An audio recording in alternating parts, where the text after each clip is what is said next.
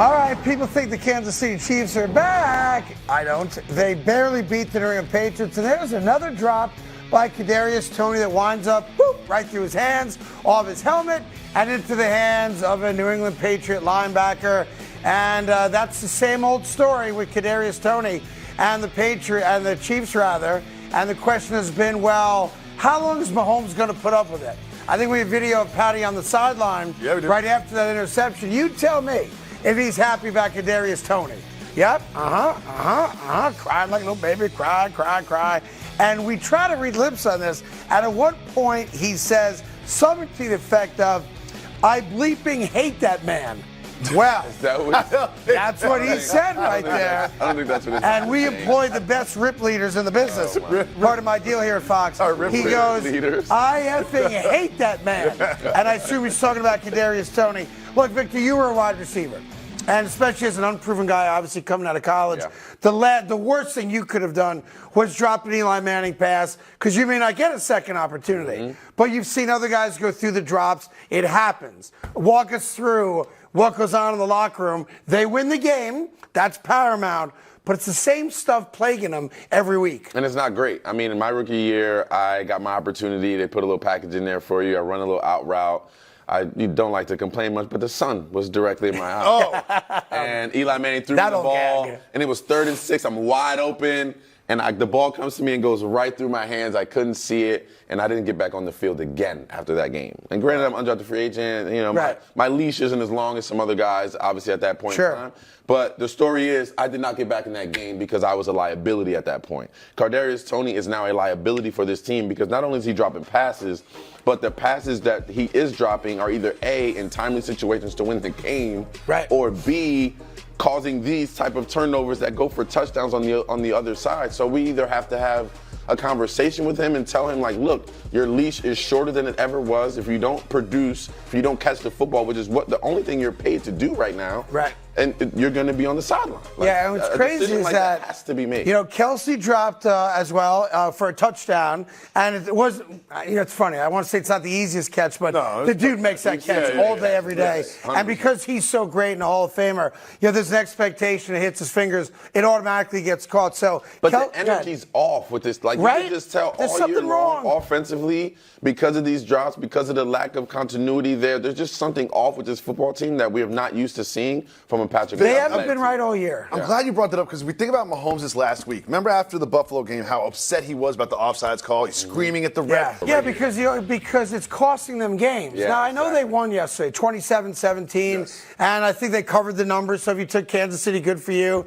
and all that's all great. So they did their job in theory. And Rashee Rice had a great game. 9 catches, 91 yards, and a touchdown. So maybe he's becoming, as a young player, the guy that at least there's some level of trust in a big spot. But I think what we've said all year long is right, and that is, as good as he is, Mahomes, and he's the best quarterback of his generation, let's not even argue that for now, okay?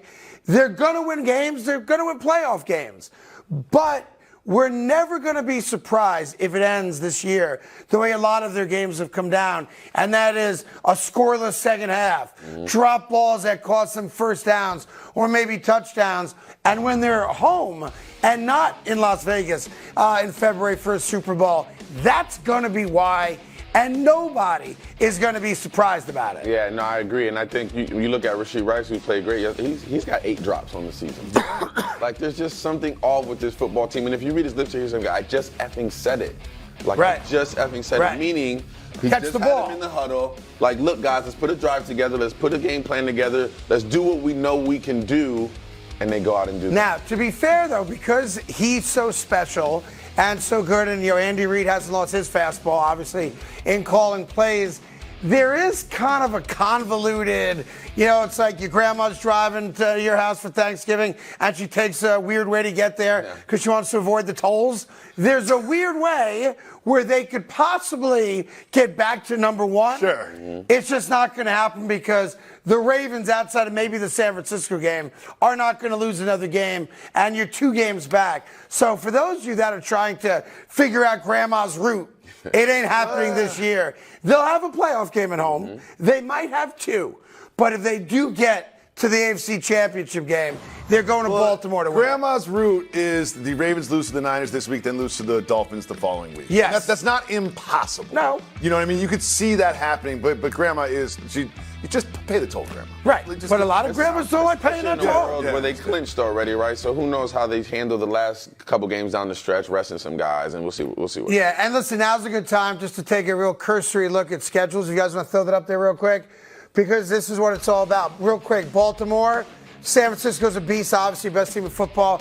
Dolphins have a chance maybe to lock down seeding and the division. Steelers are a joke. They have no offense. Dolphins, you've got the Dallas Cowboys in Miami, so we have no idea what Cowboy team shows up. You've got the game of the year against the Baltimore Ravens. And then the last game might very well be for the AFC East. Yeah. Feels That's that way. meaning you could go from the 2 seed to the 5 seed in Week 18. Wow. And Kansas City, I mean, look who they're playing. they've got the easiest schedule out. So if you book them for the wins, Kansas City gets to 12-5.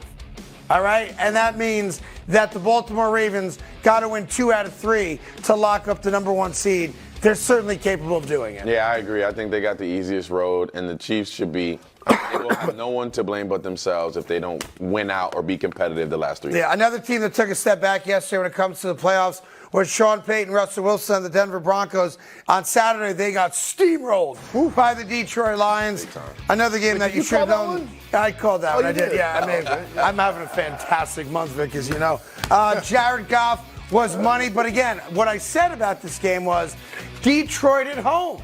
Different team indoors than they are outdoors, as you learn with Chicago. And at some point, you know, the smoke and mirrors win streak, 6 out of 7 going into the game for the Denver Broncos, was going to come to an end. What bothers me, though, is there's still something wrong between Sean Payton and Russell Wilson. All right, because the Broncos are driving in, they're in the red zone. Looks like they're going in for a touchdown, and there's a debatable call by the refs. Is it a touchdown? Isn't it a touchdown? And they say no touchdown. Russell Wilson hurries the team up, and they don't score a touchdown. And he gets berated on the sideline by Sean Payton. Now, I'm watching this game, and I'm saying to myself, Russell Wilson played all right. Well, he wasn't the reason they lost. Playing his butt off. Yeah. And, okay, maybe he should have waited for a review to see if it was a touchdown or not. But Jared Goff threw 5 touchdown passes, and your defense gave up 40 points. Why are you yelling at the quarterback? Yeah. I was watching the game also and just couldn't understand. I'm watching the game. I'm seeing what's transpiring. I'm seeing the kind of what's going on throughout that specific drive. And I was like, why is he yelling at? He don't like Russell Wilson. And he tried to pants him there. I agree. And they've never really meshed. And I think that's starting to come through. It's starting to reach a boiling point. Because maybe, and by the way, maybe Russell Wilson was wrong. Maybe he should have waited and let him throw the red challenge flag. And I thought it was a touchdown, to be fair. So even if Sean Payton's right, but isn't that your job as the coach to throw the challenge flag? That's a or great tell point. the quarterback, slow down? But also, if you're not on the same page, there's a way to communicate with each other in a professional environment that's not this. And this to me is indicative of a bigger problem in their relationship. Because if you truly respect each other and you are partners in something, you don't talk to each other like this. Dude, Sean Payton has been on that guy's ass since the day he got there. He's made him the focal point of all the problems.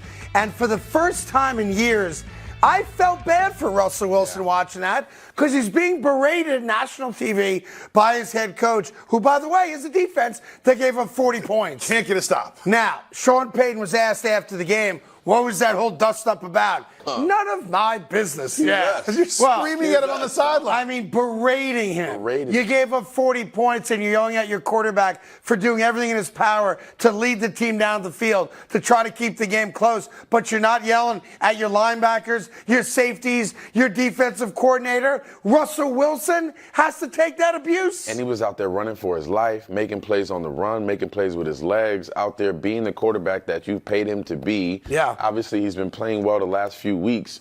There is no world in which you should be yelling at your franchise guy like that on the sideline. I don't care what he did wrong. Right. Like, you're supposed to handle that on the sideline, handle that on the bench, have the conversation, not screaming at him like he stole the cookies out of the jar when he wasn't supposed to at night. Like, that's not the way, in my opinion, that you treat your quarterback, even in tricky situations. Well, the Denver Broncos are now back outside of the playoffs looking in, and the Detroit Lions get to 10-4. Here's what's weird about it. My sense is America still doesn't believe in Detroit. Yep.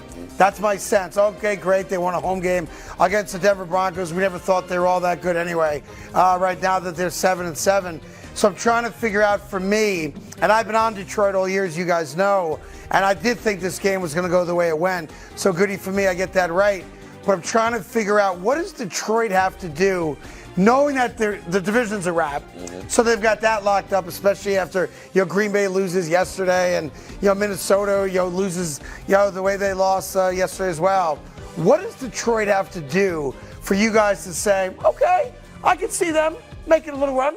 I think we got to see it in the postseason. I think they're going to be a playoff team. Obviously, I think we just got to see that. Yeah, they're locked into the 3 seed. Yeah, so we got to see that a signature postseason win for them.